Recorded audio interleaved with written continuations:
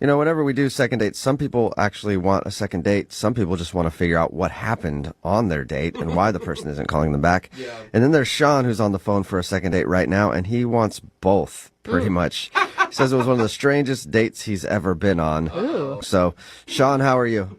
Hey guys, I'm good. I'm just trying to figure things out. Yeah, I mean, not good. most people who do this segment say that their date was bad or something, but strange is an interesting description to me.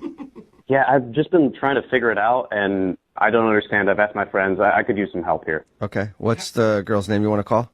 Jessica. Jessica. All right. And tell us a little bit about your date with Jessica. Okay.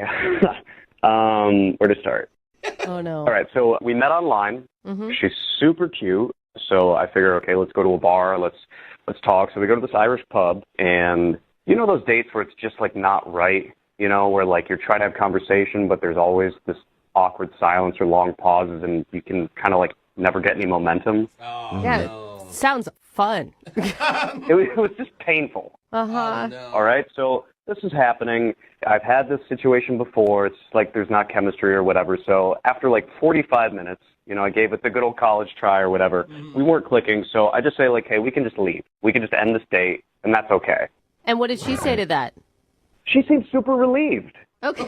So there were no hard feelings. We're both adults. Like, it all feels very copacetic or whatever. Wow. And then she asks me to walk her to her apartment, which, it's relatively early in the evening, but the sun's down. And so she says she just wants to have somebody take her back to her apartment. And that makes sense to me, just to be a nice guy, I say sure. Okay. Okay. And we're walking to her apartment, and I guess, like, thinking back, like, the conversation started getting a little bit better, like, there was a little less tension in the air or whatever as we were walking. So now you're getting along. Yeah, well, that's the thing. We get to her place, and I have no idea why she did this, but she invites me up. What? What? I guess things got a lot better then. Whoa. Right? So you went from let's end the date, this is horribly awkward, to come on up to my place?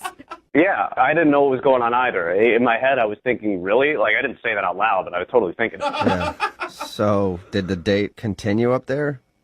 Surprisingly, it did. Really? I had, like, no expectations. Yeah, I wasn't planning on anything happening. I was just like, all right, well, let's see what happens, Like, or maybe she was just even inviting you to be polite because she thought it was the polite thing to do after you walked her home. I don't know. I guess my mom's friends would say, like, do you want a glass of water or something? It wasn't, like, Right. that polite, but, Right. So how did things go up there? We're hanging out, and we're watching TV. We start watching some game shows, and we're laughing about how cheesy that is. And I guess, like, because all the tension was gone and because we were laughing with each other and just being ourselves, one thing leads to another, and we end up hooking up.